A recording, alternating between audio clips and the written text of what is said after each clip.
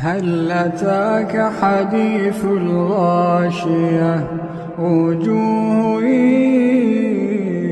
يومئذ خاشعة عاملة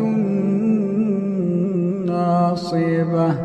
تصلى نارا حامية تسقى من عين آنية ليس لهم طعام إلا من ضريع